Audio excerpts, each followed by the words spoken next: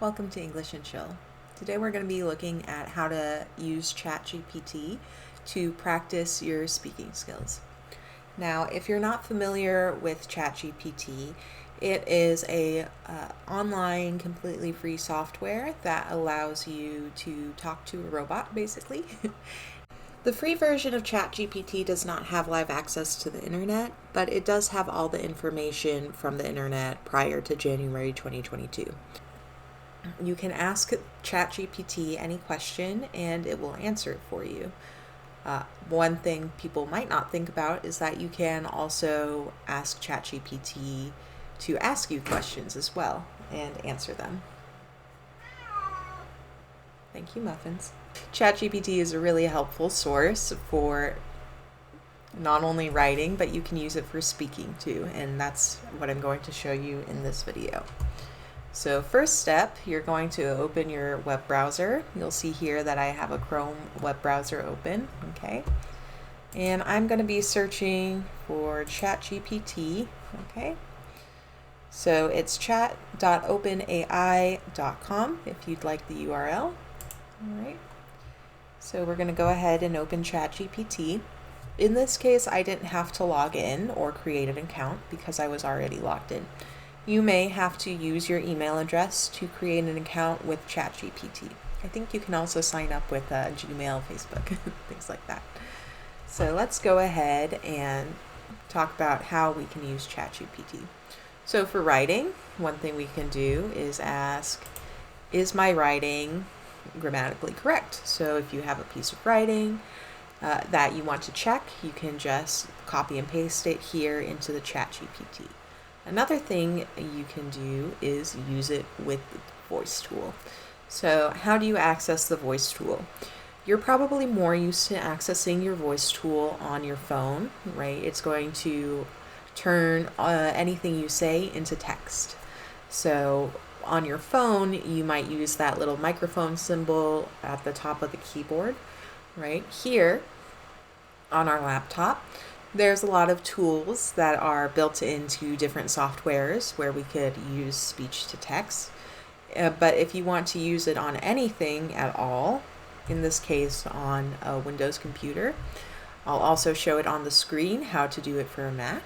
Okay, but for a Windows computer, which is what I'm using, I'm going to press that Windows key, press and hold that Windows key down, and then I'm going to hit H. Okay. So you can see the microphone has already popped up and it's already working. I actually don't want any of that. Okay, so now you can see I can toggle the microphone, toggle meaning click the microphone on and click the microphone off. Okay, so if it's not capturing your voice correctly, you can look at the settings here. Okay, so this tool is pretty easy if you have a Windows-based system. All right, so let's go ahead and show you how you use ChatGPT now. So I'm going to go ahead and use the voice tool. All right. Can you ask me some questions about myself so that I can practice speaking English? Okay, so let's see what it tells me. Okay, of course, here's some questions. All right, so it gives me a list of 10 different questions here. And this is interesting. Usually I have an option for it to read me the responses out loud, but in this case I don't. I'm going to ask it, could you ask me these questions one by one, please? Don't know why I'm being so polite with a robot, but you never know. Number 1, can you tell me about your hometown and what do you like most about it? All right. So what I'm going to do is I'm going to record my response with the voice, and you'll see how I use ChatGPT to help me to format and correct my response with very little effort. Thank you. Can you please suggest the proper grammar for my answer? My hometown is pretty great. It is near a lot of mountains, but it's pretty flat, so it's easy to get around. There's a lot of nice little restaurants and coffee shops. It's not a big city. It's definitely more of a small town. I like going to the different shops and going to see what events are happening. There's a nice lake to walk around. There are some nice natural parks and things like that nearby. So it's a good place to grow up. So I'll go ahead and toggle off the microphone now. So I'm going to put my response here into ChatGPT. As you can see, it hasn't provided any punctuation in the speech to text. So that's one thing that isn't the best about the speech to text. All right, yeah, so as you can see, my answer, it didn't do too much change, just added some, what's it called, punctuation. Don't know why I forgot that word. All right, you'll see how I ask it to maybe help me format my answer in a better way. Format. Can you suggest better vocabulary for my answer? Let's see. Okay. My hometown is remarkable, situated amidst majestic mountains. Wow, it really kind of, it went a little far out there, but you could probably take between the two of these things, take some vocabulary from this one, and mix and match, right, and get a pretty good answer.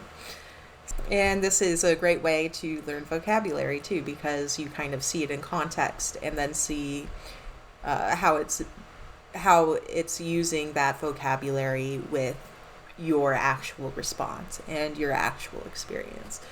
So in this way, you're going to have a lot more of a personalized speaking experience, even though you're by yourself, right? Than a lot of other online tools and a lot of other apps too.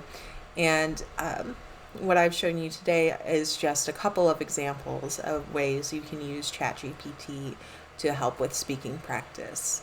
If you want, right, you can also use this for pronunciation practice. So if there's a word, you don't even need ChatGPT for this necessarily. If there's a word you have a hard time with, like, here's one I do, Massachusetts. Massachusetts. Okay, so we got it each time. Oh, no, wait. No, the first one, it didn't get it correctly. All right. But you can see that you can change the pronunciation, right? And see how the robot reads your voice and see how your pronunciation, how close it is to what you're trying to say. So there are some great examples of how to use ChatGPT to help you with your speaking practice with English. You could do this as much as you want every day. ChatGPT is completely free. So feel free to use these techniques every day to practice your speaking. I think you're going to see a big improvement, especially if you're using the robot to help you to think of new vocabulary, expand on things you don't know. You can even ask it for definitions for words you aren't familiar with. You could ask it to translate into your native language. So anything you're having a hard time understanding, this robot, even more than an English teacher like me because it knows so many languages, is going to be a little bit more helpful to create that personalized experience for you. All right. So I hope that this video was helpful for you. Please feel free to watch some more of my videos, and I hope to see you again. Bye-bye.